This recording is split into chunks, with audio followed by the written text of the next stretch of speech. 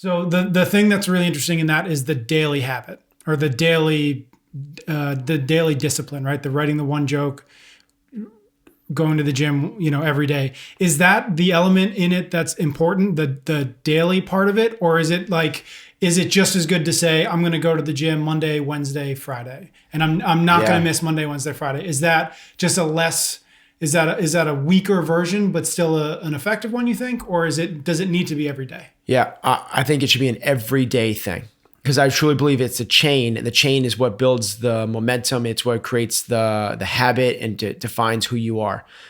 It's people that say like, well, I'm only going to have 4 drinks this week. That sucks. To me, that's a crappy goal. If you don't want to drink and you think drinking's bad for you, don't drink. Like, get rid of it. If you think that going to the gym, or not even going to the gym, but working out and being active is important, that's what you want to do it every day and mark it off every single day. And that habit done time and time again. It's what you are, what you repeatedly do. It's not what you aren't what you do sometimes. You occasionally. Right. It's not what you occasionally do. It's like people say like, I'm going to eat. People make the goal of like, I'm going to get healthy this year. So everyone knows what healthy is. It's exercise and diet. So like, I'm going to eat cleaner, I'm going to eat less, and I'm going to exercise more. That's a shitty goal. That sucks. Right. Like, let's define what it is, and then let's do that every single day. If you can't do it every day, I think what's easier is say something that you're not going to do every day.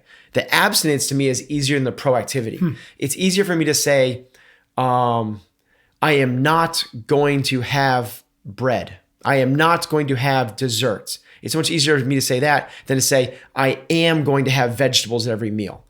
That's hard. Like you have to like plan, prepare. Saying no is just saying no. Like that's totally 100% in your control. There's no reason in the world other than your conscious choice that you're saying, I'm going to have that.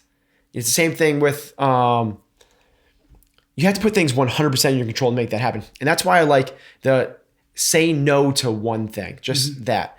The other thing I want to back up with is in terms of the goal part of it, the reason other goals, which I don't like, is they become this big like elephant in the room. They become this big scary thing. They become this thing like, am I going to make it or not? And there's this fear of failure again, and people just pull it away because the worst thing in people's mind is like to try really hard and not make it. Well, I think that's a great end result. Why not try as hard as you possibly can and not make it? To me, that's so much more valiant and respectable than not trying very hard and not making it at all, or not trying very hard and setting a really low standard goal and making it. It's easy to hit. Yeah. So what goals end up being is just pressure.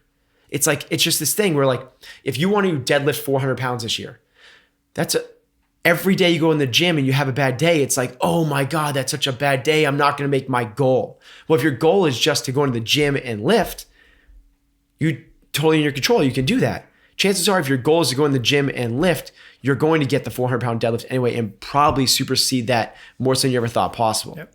Or you get it much faster than you thought possible. Katrins, we have never out loud said to each other that her goal is to win the CrossFit Games. We've talked about this before. It's just not the way we operate. Our goal is to have an amazing training and practice session every single day. Create that X on the calendar saying, today we did this. And over time, that builds into something amazing. The other part about that is it builds this momentum, right? Where all you're trying to do is have something you're doing or not doing, right? If you do that enough times, now you got this like huge thing. It's like, well, why would I break it now? It's that type of thing, right? Like recovering alcoholics that haven't drank in 2 weeks are going to have a really hard time making it to week number 3 and 4.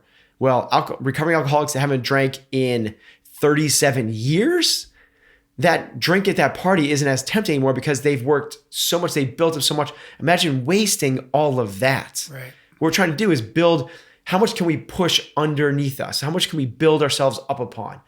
And I think that's the better approach than saying like, I'm shooting for that way out over there, which I'm really not sure if it's the right thing that I'm going for, if it's achievable, if it's the right time or anything else.